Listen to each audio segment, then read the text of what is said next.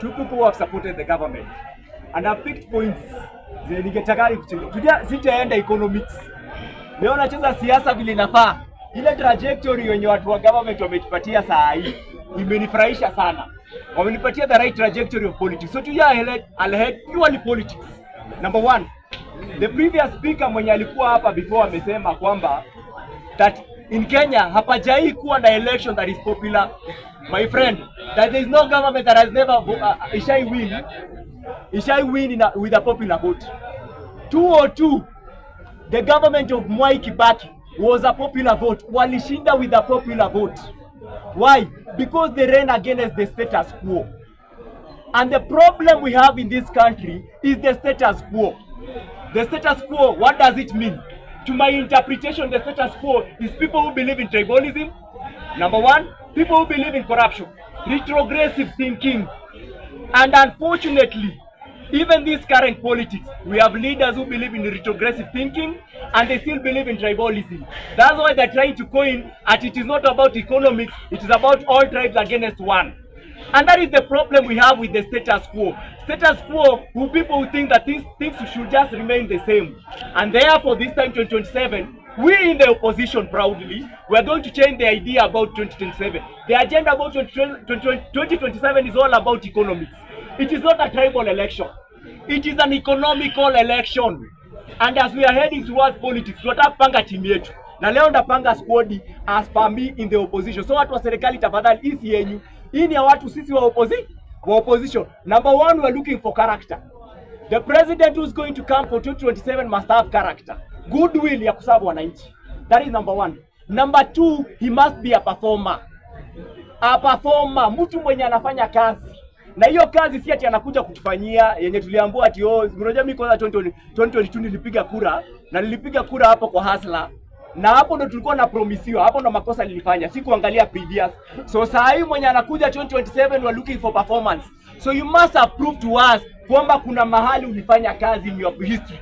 Tutaangalia your trail. Unajua ukienda kupeana CV unaangalianga background yako, experience yako.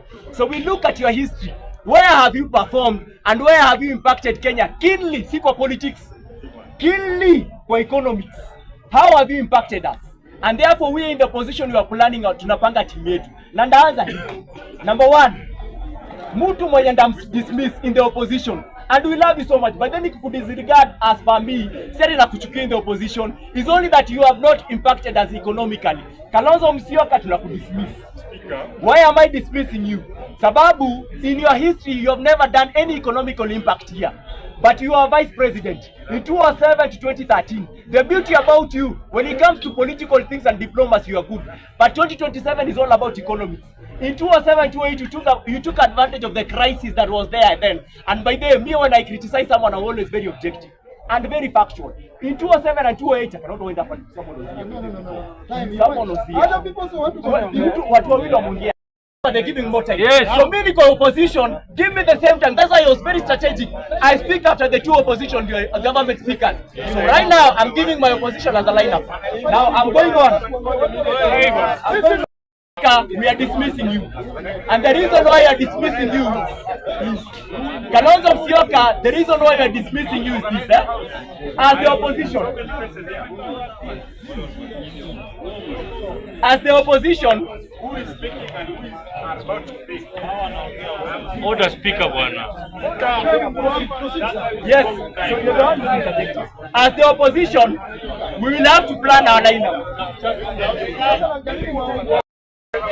Yes. Plan our lineup, and our lineup is this way. Number one, we'll do vetting for the executive, the president and the deputy president. So in the government, nyinyi ya watu wa opposition, so please don't heckle. Hii haiwahusu. Mlisema tupange squad yetu, mmesema tumekuwa tukiongelea watu atuwaongelelei power brokers, naongelea yetu. So opposition, we are going to plan our own lineup. And our vetting is always very objective. Atuangaliangi ati populist. Number one, Kalonzo Musyoka will dismiss you because you've never done any economical impact in our government. Why? In 2007 to 2013, you were the vice president. What economical impact did you leave in this country? You took advantage of the crisis that was there 2007 to 2008 to become the vice president. Then in 2007 to 2013, you did something very positive, but it was not economical. It was more political. Wakati shuttle diplomacy ya Sudan. We are appreciate for that, but you're not the right candidate for 2027 for us in the opposition. Sawa, tunaendelea. Regarding Gachagua, I'll be very clear with you. We appreciate you. But our agenda for 2027 is not political and tribal. It is purely economical. So at the end of the day, 2022 to 2024, you are the deputy president. You never left any economical impact here. You are very divisive and we will be very objective with you. So tafadhali, wewe hatutakutaka, but we appreciate your vote. Wewe leta kura yako, tutakuappreciate. So we will support you. Tutakaa na wewe kwa kura, but not as the president. Tutaendea Martha Karua. Martha Karua we will dismiss. Sababu in 2007 to 2013, you are the chief justice minister. You are the justice minister. The justice minister by then, the problem is this. You never left any economical impact. When the government was speaking, so justice minister, dismiss. You never left any economical impact. So at the end of the day, where am I heading? Oppositions, what opposition? I'm only left with the right candidate. Na hapa ndo nilikuwa nakatenderezea the right one. Na ndaisema vizuri. Fred Okengo Matiangi. Fred Okengo Matiangi.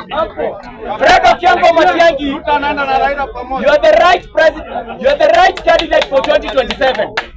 And the reason why I admire you, Fred Okengo Matiangi, the reason why I admire you, Fred Okengo Matiangi, is because number one, please, when the government is speaking, you don't echo. So at your opposition to bangi. Sasa, Fred Okengo Matiangi, we appreciate you. And the reason I am appreciating you is because you have 4 things that will make you the right candidate for 2027.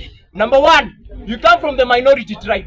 So you'll not be the threat penny of the big five. Unajua big five wanakuwa na maringo. That's why you have issue at Sindo with time yetu ya kula. Ili time yetu. The big five, and I'll mention number 1 inakuanga Mrima, number 2 Luya, number 3 Kalenjin, number 4 Luo, Akamba, those big five.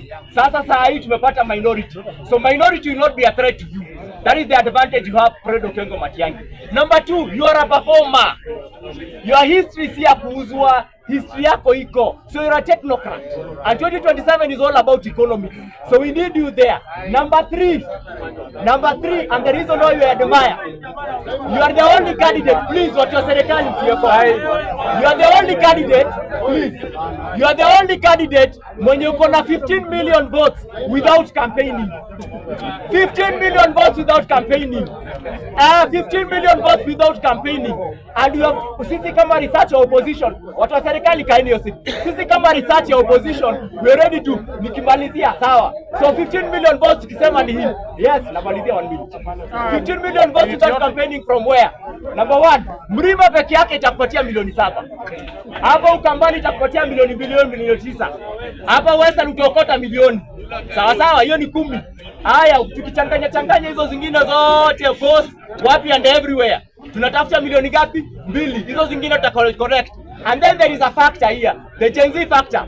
Their population is around 8 million. So we only need 40% of 8 million. Na hiyo 40% ni 3 million. Plus hiyo 12 million tupata 15 million. 15 million strong without campaigning. So please, kaa uzunguni, usikuje early campaign, mpaka next year August, ania tu tutapatia kura yako. Asanteni sana.